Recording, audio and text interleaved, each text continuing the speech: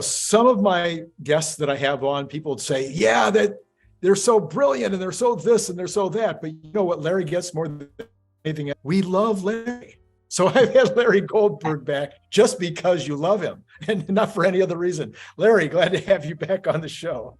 Thank you very much. Glad to be here.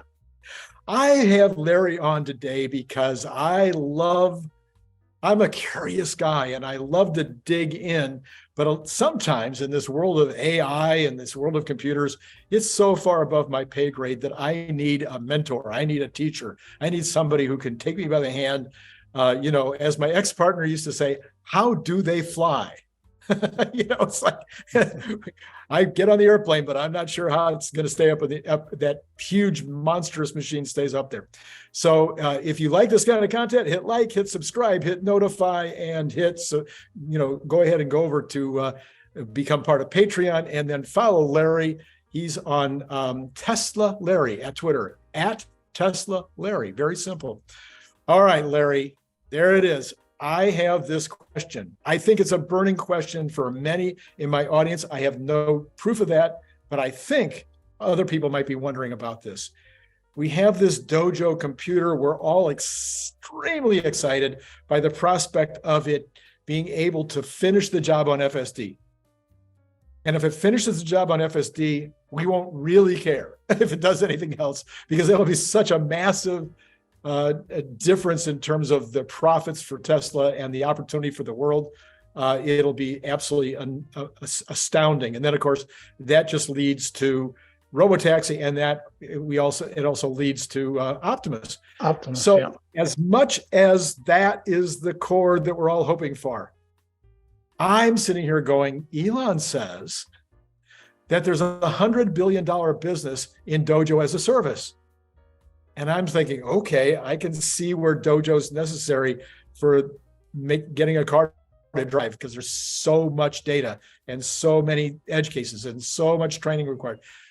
But I'm not sure who else is going to want all that data.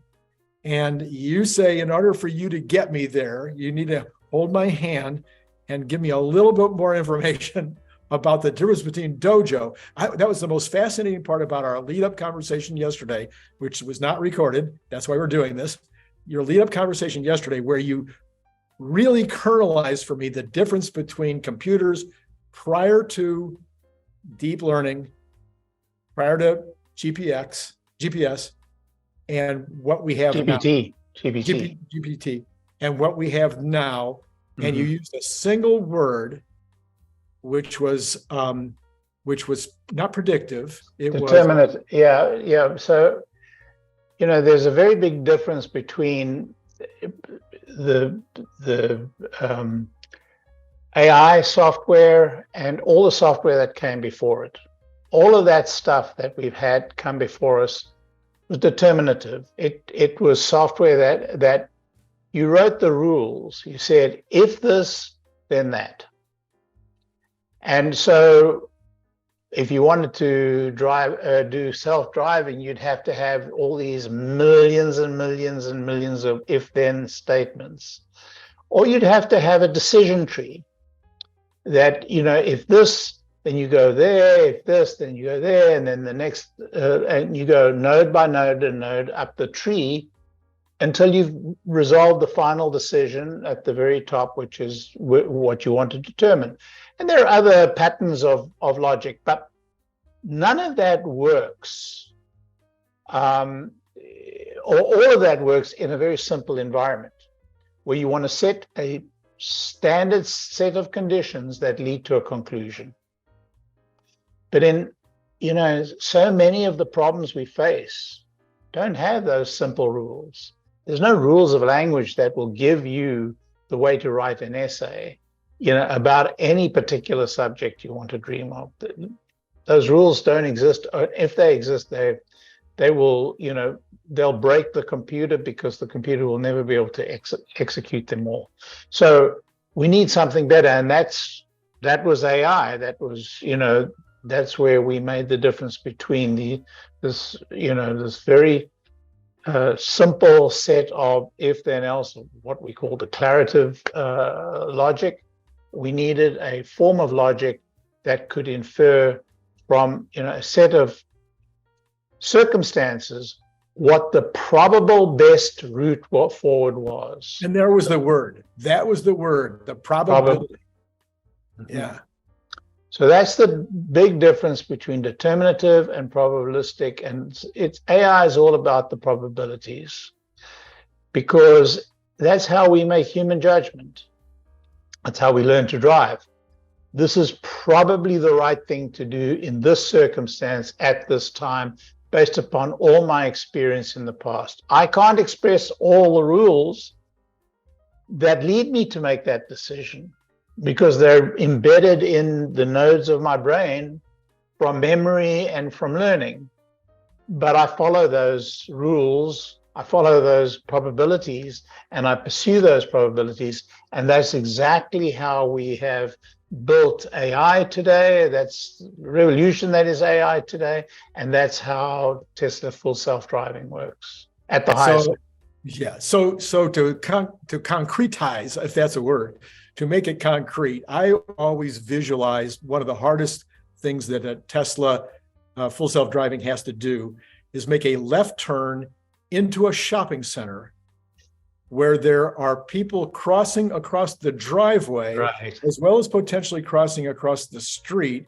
You have oncoming traffic, and you've got a guy behind you ready to hit his horn. And if you start to creep, things could be changing every single second with regard to what you think maybe those pedestrians are going to do, what you think the oncoming cars are going to do or not do. There's all these kinds of choices. And the only place that you're safe making all those decisions is in Hawaii, because in Hawaii, they have the whole hang loose idea where you always let the other person go first. So therefore, everybody be going, no, you go, no, you go, no, you go. As opposed to in California, where it'd be, if you don't get out of my way. Anyway, all right. I'm going. So this is then becomes the probabilistic part you're talking about, where you're looking at the eyes, you're looking at the beginning of a movement of a foot in order to make some decisions.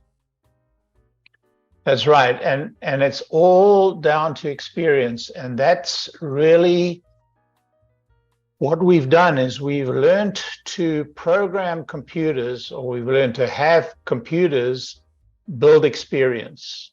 And we built software that somewhat emulates how we think our brain works in terms of learning from experience. The stock market has had a lovely run up, but things are looking a bit bumpy going forward. We never know what the Fed chair and his buddies are going to do or say to mess up our day. Well, I have a new sponsor, and Masterworks provides investors with what is called an alternative investment.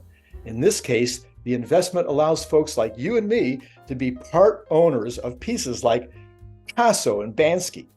These paintings are qualified with the SEC and broken into shares and then offered to investors like you and like me. When one of those pieces resells, you get a slice of the potential profits. In the past, Masterworks exits have delivered 13, 35, and 10% net returns, and they've had 9 exits in 2022 alone and 13 in total. Even for Tesla stock owners, diversification is key. And alternatives specifically have been seeing huge growth.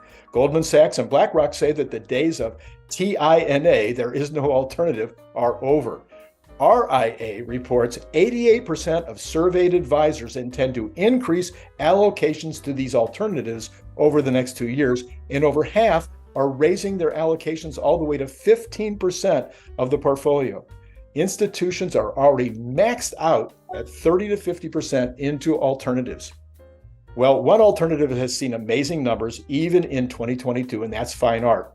The first 5 months of 2022, the average piece sold for 26% more at auction. 2022 was the best auction year ever, with the highest total from big 3 auction houses, nearly 18 billion. And the last time inflation was this high, in the 77 to 82 period, the Art 100 index appreciated 130% versus inflation at 80%. Contemporary art average annual appreciation 13.8% from from the MW Index. Masterworks has over 740,000 members, and paintings have sold out in minutes. But you can get priority access by going to masterworks.art/Randy Kirk. Feed that experience. We can feed that experience with the real world examples that are coming from the cameras. Yes. Or we can feed the experience through actually giving it in some kind of instruction. Or we can set up simulations and feed it experience from simulations. Am I getting this partly right? Both correct.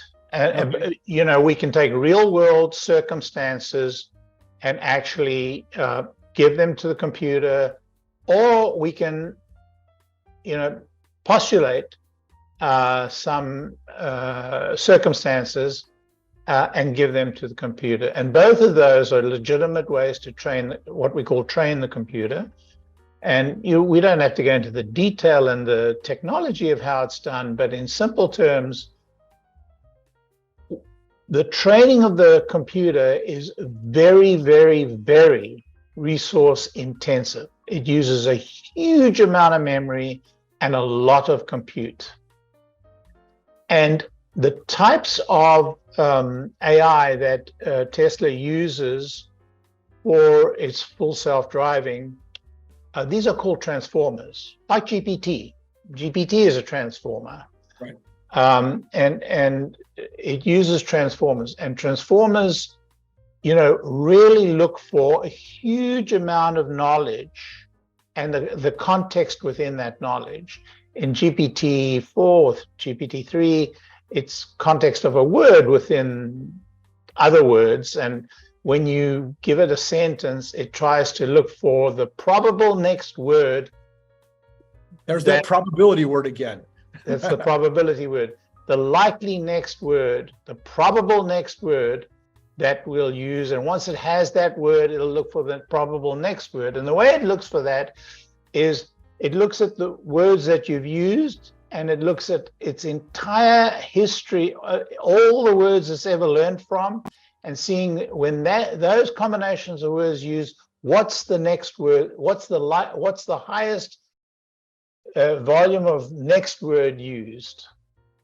And if you look at what Dojo does, if you look at what Tesla has to do to train its full self-driving, it's the same thing. It looks at all the circumstances that it's seeing, all the circumstances that it remembers, and that's very important because, you know, there are many types of AI that can't remember like 1 second ago or like the last frame, but it has to remember all those frames, so where it's coming from, what direction it's going, what just happened, and what's happening in front of it to decide on what's the right direction to go, what's the right speed to go, whether to apply the brakes, and so on and so forth.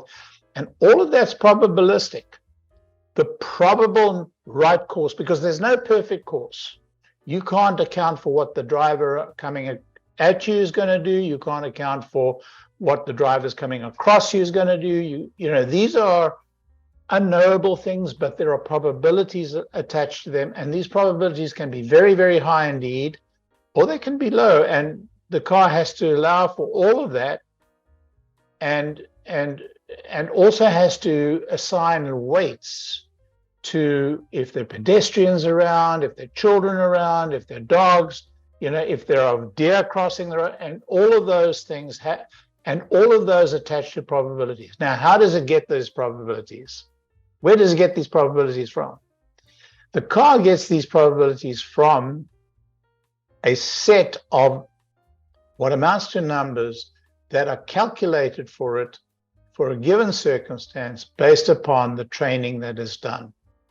And the heavy lift is in the training. It's not in actually running the car. Now, Tesla have built their own self-driving chip, and it's been incredibly successful. It's really, you know, when they designed it, they didn't know exactly what they wanted. They had really good product people who figured it out and said, this is what we think we want. They're now in their next release of that. They're about to, hardware 4, it will be dramatically more powerful, dramatically more appropriate, and it'll, you know, be able to give us a better result. But Where the real heavy lift is done is back in the shop, in the training. And what does the training do? It takes video clips of real world circumstances, and these real world clips are annotated by human beings who say, this is the circumstance, this is the objects, and this is what you should do in these circumstances. And the computer turns that into weights that are then used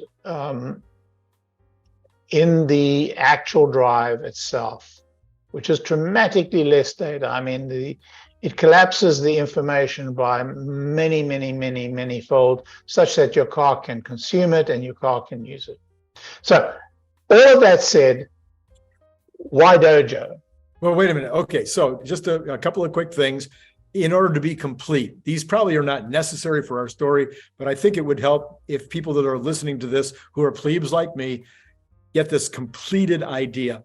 So the training, training, part of training is getting it wrong and then being corrected. And that can happen, I think, maybe in a lot of these training environments where you have let's say a reader who's reading the result, who is an employee of the company, and the employee says, no, you got this part wrong, and here's why. And then you put that back into the training, and that helps the chat GPT, let's say, to become more and more effective. So you have actual humans correcting the computer that are part of the employee structure. But Tesla has gone one step further, and their training, part of the training and the correction takes place in the automobile with people driving around with this set of information on the car, and then they hit the thing that says, whoops, that was a mistake, and that goes back and retrains the computer that they're having an issue.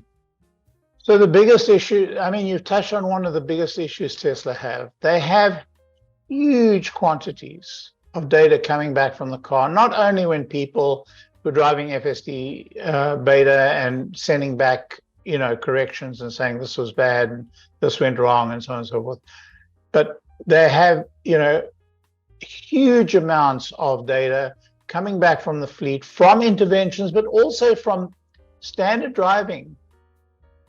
Yeah. They can only use a very small proportion of those, because right now, a lot of that is done by hand, has to be done by hand. A lot of that's selected by hand. A lot of that's selected by the actual FSD drivers themselves. But the volume of that is immense. And so, and the other aspect is that there are constant edge cases being identified, but by, I'm sure, the computer, that it's the computers themselves, to see where brakes were applied manually, or the accelerator was applied manually, or there was some other kind of intervention, or the steering wheel was jerked. Right. And so those have to be looked into, those have to be investigated, and then decided whether some sort of correction is needed. So there's a huge amount of human work as well as computer work to determine what to feed back to the training environment. It would be hard to come up with all the protocols and all the processes required, but I'm sure that it's far in excess of their ability to handle it right now. What they need is a computer that can automate the selection of these circumstances, whether it is from the fleet itself or from the incoming interventions, right? And not only select them, but also actually figure out the appropriate solution and implement the appropriate solution. So all of that needs to be automated. So in addition to the training, you've got the selection of the interventions, the selection of unique circumstances, and not only selecting them, but also figuring out the correct course of action and then adding them to the training. It's a it's mess. it's a con you know it's a huge amount of work, and I don't know the detail of it, and I'd hate to even try and figure out the full scale and detail of it, but it's prodigious. But it is fun to kind of try to I mean, you're a software guy. You've been doing this your entire career. For a guy like me who's undergrad was psychology and graduate school was law, this is way far afield from my area of expertise. So let's then go back to the original question. So now you've got this computer that is within months going to be the 5th largest computer in the world, and then within another 6 or 8 months, maybe going to be the largest such computer in the world, with the most capacity, the most compute, the most speed, all this kind of stuff. And also specifically exactly designed to do learning, to do this deep learning, if that's the best way to describe it. So then it's going to have some extra space, maybe. It's going to be working on Dojo. It's going to be working on the Tesla question, the FSD question. It's going to be working on the Optimus question, but maybe it has some compute left over, or if it doesn't, they'll just keep building more. And at some point, they might be able to sell Dojo capabilities as a service. And Elon, once they've $100 million business. Once they've nailed down the architecture, once they've worked through the limitations and worked through the architecture and finalized perfected the architecture, if you wish, and also perfected the tools around the architecture. The tools around the architecture, around the hardware, are almost more important than the hardware itself. The hardware is kind of just one step in a multi-step stairway.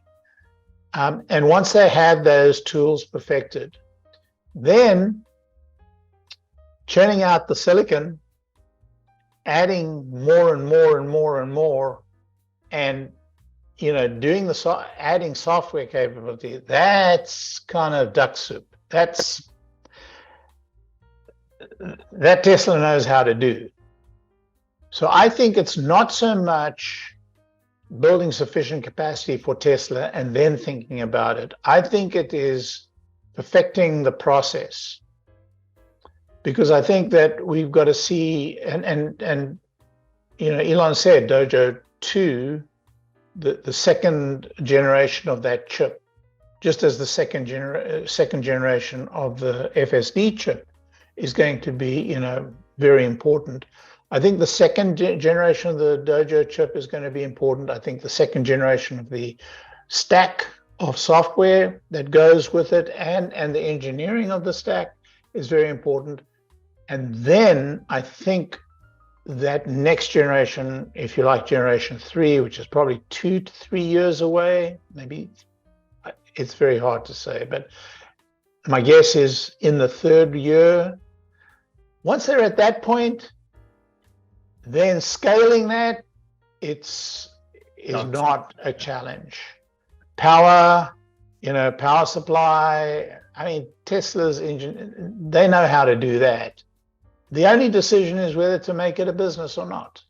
All right. So then I sit here as a business owner, business guy, and while I don't know how the computer works on the inside, I'm pretty expert at knowing how to take existing programs and apply them to my business, whatever that might be. Whether I have famously said in the past that there was a computer program, you probably even know what it is, and I just can never remember. It's 3 letters, but manufacturers use it to measure precisely how much material they're using, and so therefore be able to buy better, et cetera, et cetera. It's a huge, very complex program that was probably 40. Anything about SAP?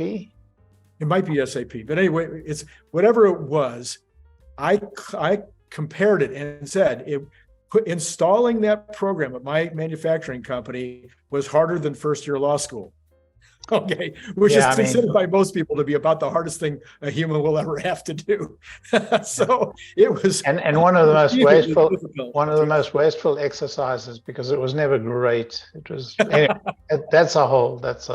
all right. So I'm sitting here thinking about, okay, is there a place where I could have used this as a manufacturer? Is there a place where I could have used it as a distributor? Is there a place I could have used it even in interpersonal relationships with customer buyers or, so what kind of complexity is needed in order for this to be smart? And you gave me this word, you need it to be probabilistic. So a lot of things that I thought of were, you pointed out, were just, they might require a big tree, a big, question, but they were still able to be done linearly by just if-then questions.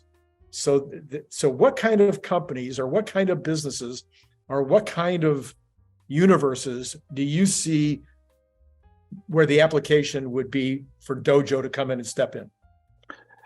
When we think about Dojo, I think we think about very large scale projects. Now that'll change over time. And, Karpathy famously said software 2 is going to eat software 1. And he had a box, and in that box, a very small section, like the bottom right-hand corner was cut off and said, that's right now software 2. Well, today, if you look at their stack, software 2 is probably 70, 80% of the whole box, because so much of it now is being driven, by these transformers, by these networks. And so little is being done by, C++, although I may be exaggerating that. I just don't know the percentage.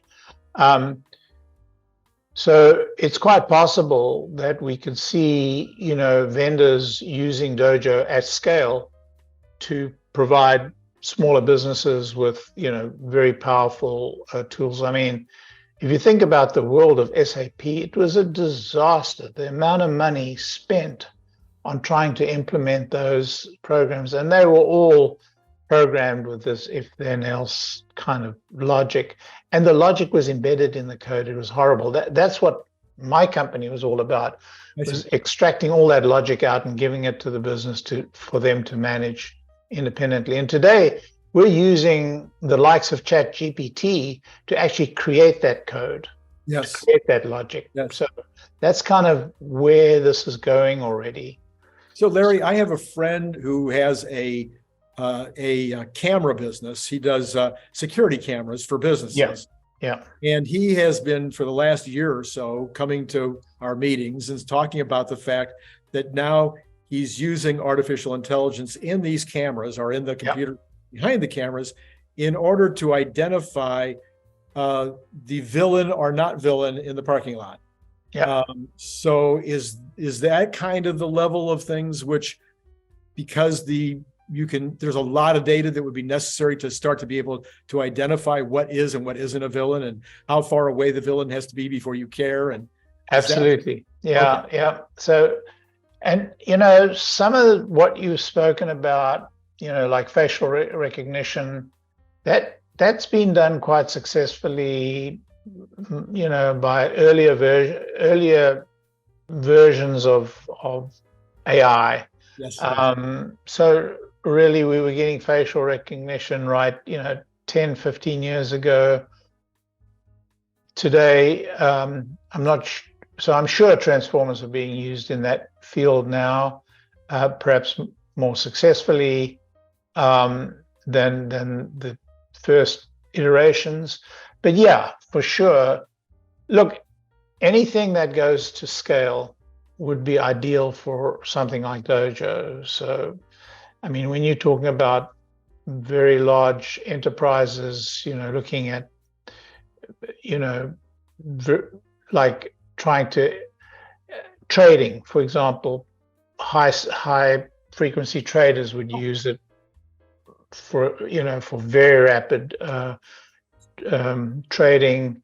But when you get to like common retail functions, then you'd want somebody who was delivering something at scale to provide for that, and it would be a service like facial recognition, for example. So could you use it in trading? You start putting in the data of how a stock or how a market trades over years and tens of years, and then put in current data from the macro as well as the fundamentals of the company, and then try to get some predictive idea of where the stock is going to go. Absolutely. Look, today a lot of people are doing that right now with, with the standard tools that they have. When you start getting the power of Dojo, then you can imagine, right now it's taking, I saw the numbers, and I can't conjure them up. I saw the numbers of how long it takes to train ChatGPT. You can imagine in 2 or 3 years' time, models that are multiple times the size of ChatGPT being trained, in very short periods of time, and at almost no cost. Yeah, and dropping that cost. I mean, the rate at which the cost of training is dropping is just dramatic. So, it's a race right now. And look, NVIDIA owns that world right now. They own that world. The H100 is like, there's a line out of the door. They're bidding those prices up. It's crazy what's going on, and they own that market. They need a competitor very badly. Yeah. They need a competitor. And even though the cost of training is dropping sharply, the cost of those processes, are still going up and up and up. So you can imagine that. And there are a few manufacturers now, a few chip designers, virtual chip designers, not actual chip manufacturers, because it doesn't pay to create a chip manufacturing plant, but people who design the chip and then have the chip manufacturers build it for them. There are a few competitors, potential competitors to Dojo. And so whether Dojo will be in time to actually, tackle that market in a competitive way is an open question. And it's unknowable who's going to do what and how, and where NVIDIA are by that point, and so on and so forth. But NVIDIA need a competitor really badly. So back to applications. So the obvious one, which probably everybody would find amusing, would be dating. But I thought maybe of a variation of that, which would be the entire sales interaction. So would there be an application, again, because there's probabilistic aspects of making that presentation and how the presentation is going to be received by a variety of different buyers, and therefore how you might change the presentation and train yourself to be better at giving the presentation based on the data that you put in about the buyer before you go make the call. I mean, are we talking about something that's... It's a great use case. It's a great use case. And, I'm sure people are approaching that use case today and looking at doing it. It's such an obvious case. Well, why didn't, I haven't seen anybody at it, but I'm sure there are people at it. Look, you don't need Dojo to do that. There are plenty of, resources to actually go and start, building a solution for that. So the key about Dojo is that it's going to drop the cost, if they remain competitive. Right now, the H100, I think, is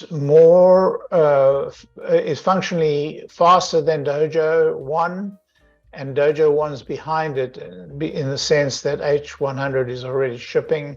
Dojo is not quite shipping. Yeah. Dojo 2 would theoretically, I guess, jump above that. Now, when I say Dojo 1 is behind that in terms of raw speed, that doesn't mean it's less adequate for the job. Yes. It probably is more adequate for the job because of its other characteristics. Yeah. But the use cases that you bring up, the question is, are their characteristics such that Dojo is the right use case for Dojo versus like an NVIDIA chip? So then famously, we had the one time in history where most of the population seemed to get interested in numbers for a minute. And that was that baseball movie a few years ago the owner or the head coach, I guess he was the head coach, started using probabilities in a very different way to make decisions about how to put together his team. I think it was the Kansas City Royals, or that's right. Yeah. Okay. So because once again, as I'm watching that movie, I'm thinking to myself, the amount of data and the amount of issues that need to be contemplated simultaneously by the human brain and remembered accurately is enormous. I mean, it's almost infinite in the numbers of what this guy's guy or gal's history might have been in terms of how they bat, what their history might have been in terms of how they have slumps or not slumps, or what their emotional stability is. I mean, there's so many different things that could go into that. And then again, remembering accurately or getting accurate information to begin with, which is not going to be solved by Dojo. But then even if you have accurate information, recalling it accurately and then giving it proper weights. So that would be another case maybe for Dojo. Yeah, and I would be shocked if Major League Baseball and all the other sports aren't already doing this. And they would be remiss not to be doing it. But, I'm not even sure that AI is going to solve that problem, because I think there is more to it than, the probabilities. I think that the conditions on the night I don't know. I think that the variables are not going to determine the outcome. But what happens is, I think what they showed in that movie was that when you can identify these things, then you can start to reduce or let's call it increase your capability to make a good decision with regard to the player. Yeah, that's true. And the only problem is you can't determine whether that player is going to go off the rails in due course. But again, if I can increase so as a salesman, I might read 15 books on how to sell, and I'm reading these books in the same way that I'd be trained by this system, and I'm going to get something from each of these guys. But it's not quite scientific. It's more unscientific. The sniff test. Look, you're describing a lot of very good use cases for, non-deterministic, probabilistic logic that can be, really refined and perfected. Yeah. Whether you're defining a really good use case for Dojo is an open issue, because what we've just said is that and it could be that the Dojo service that they provide would be fine for even a small use case, a relatively small amount of data in the way they package it and sell it. So that's fine. But there's almost limitless number of use cases. We haven't begun to explore the potential use cases that are out there right now. Because, this tool is just beginning to come to hand. And one of the good things that ChatGPT has done, and its ilk, is it's made it very available to the lay person and to the developers. Yeah, not only developers but the end users. The layperson. Mm-hmm. Yeah, the layperson. And the magic of ChatGPT is not that it's a transformer and it uses the particular approach. It is the interface. Yeah. The chat interface. Yes. And, putting something like that on a service in Dojo, or putting an accessible way to train Dojo with what you need and get back what you need, that's going to be the magic. And that's the stack I'm talking about, the software stack. And it's going to take a while to develop that. Yeah. And so it's a business like any other. It requires all the groundwork, all the, foundation to be laid, the building to be, the management and so on and so on. But who could do it better than Tesla, really? I mean, and you pointed it out early, but I'm just going to give the example, which I think is one of the best examples that I've ever seen. When these new technologies come out and they're expensive, you've got a certain number of people that have a use case. Yeah. So in this case, I'm thinking of Tesla entering the retail satellite, not Tesla, but SpaceX entering the retail satellite business. And so initially it was costing them, I don't forget, $1 million a pound or a kilogram. I can't remember, a very large amount of money to get these satellites into space. But Elon says Starship will get it down to something less than what it costs you to take a kilogram package from LA to New York by UPS. So now all of a sudden, somebody who's had an idea for a satellite to go to space, it becomes something that a small business down the street could contemplate, or even a consumer. I mean, even very few people understand the power of this Starship. It is staggering what's going to happen. It's going to transform everything. So that in the same way, Dojo could potentially, or systems like Dojo could potentially allow me to train some very minor issue but it's still probabilistic. Maybe I'm only inventing a new game, and I want to put all the parameters of the game and see what the probabilities are, and then maybe fix the game because it's too easy or it's too hard, or anyway. So yeah, you're right. I mean, have you used ChatGPT? Oh, heck yes. I use it to write some of the headlines for my. There you go. There you go. I mean, that's the that's the Deus Ex Machina. That's the magic bullet that's required to bring the power of AI, the power of probabilistic analysis to the average person. Right. And it's just the beginning. And it's just the beginning. And it's 100% democratic. Yeah. Really is up to you whether you use it or not. My son is a marketing guy for a CPA company and large marketing department. And I said, "Are you worried at all about ChatGPT? Is it going to affect your job?" And he goes, "No, it's going to affect the job of the guy that doesn't learn how to use ChatGPT to become more effective." Exactly. Yeah. I mean, that's the first question I ask everybody. Are you and the number of business cases that I'm brought, I've just been on a call with one where they say, "And we're going to use AI to do this." And when you drill down to it, it's just, it's just a buzzword that they're using because, it looks good to get money. But it's going to change everything. And we're democratizing it. You're exactly right. And it's going to touch everything we do. And those that get on board soonest and, master the product that you can build around it, not master the technology, but master the product that you build around it, they're going to succeed very well. And so we're just starting this journey. It's just beginning. Well, listen, I am extremely glad that I decided to have you on for this show, because this has been something that has just been bothering me. Hit us up in the comments if you will. Is this clarifying? Is this helpful? Was this something that was bothering you as much as it was me?